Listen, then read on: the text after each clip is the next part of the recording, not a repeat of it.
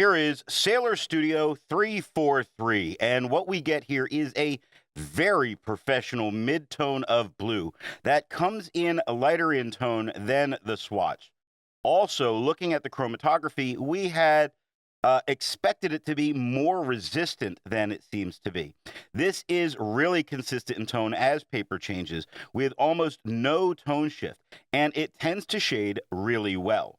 On non-fountain pen friendly paper, this is really well behaved with no paper aggression and no feathering. So this is a great ink for the student note taker.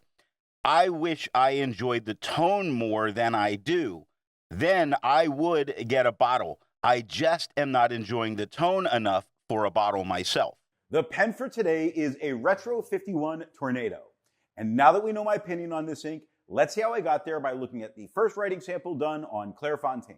Mid-tone and professional. That is what this is telling me right off the bat with no problem. It does not feather, does not spread, does shade really well. Look at words on the third line where it's mostly lighter, but it does get a little bit darker with the O. It does get quite a bit darker with the DS at the end.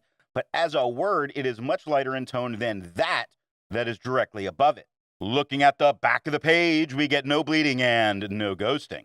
Sailor makes more than one ink. So let's take a look at a few other inks from Sailor. Here is Sailor Mother Pink. Here is Sailor Kobe number 8. Here is Sailor Kobe number 27. Here is Sailor Studio 670. The second writing sample is done in a Portage Reporter notebook.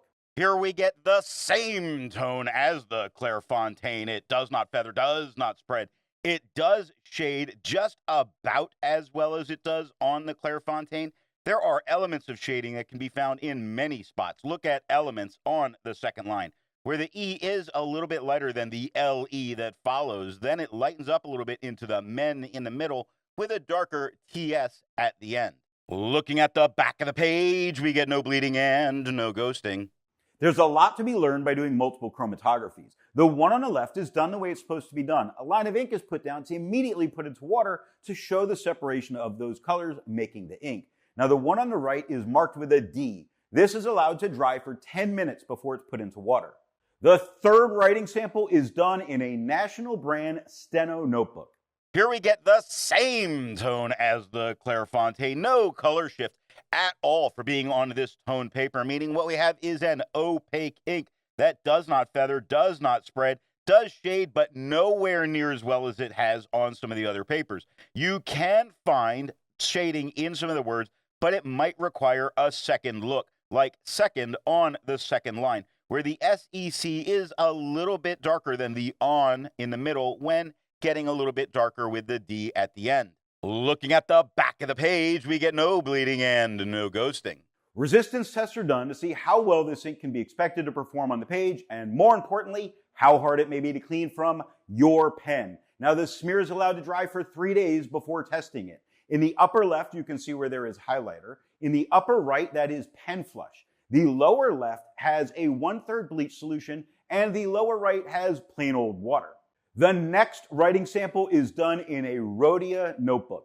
Here we get the same tone as the Clairfontaine that doesn't feather, doesn't spread, does shade, not as well as on the Clairfontaine, but we're getting more of a print style writing here, so maybe, and that's just the way it kind of works with what's coming up. I see some decent shading, but not the huge standout thing. Most importantly, though, it does stand out against the quad rule with no problems whatsoever. Looking at the back of the page, we get no bleeding and no ghosting. With over 1,000 inks reviewed, let's take a look at a few more blue inks that are out there.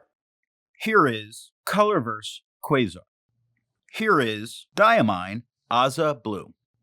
Here is Krishna Orchios. Here is Monteverde Charai. All of the inks that you just saw have a review here on the channel. Now, the next writing sample is done in a Composition Lab notebook. Here we get the same tone as the Clairfontaine. Normally, this paper is going to make it a little bit lighter, a little bit flatter. It does not do that here. It does not feather, does not spread. It does shade. You can go find it without any kind of a problem. There are elements of it everywhere, like element on the third line, where the ELE is a little bit darker than the men that starts to get a little lighter with a darker T at the end.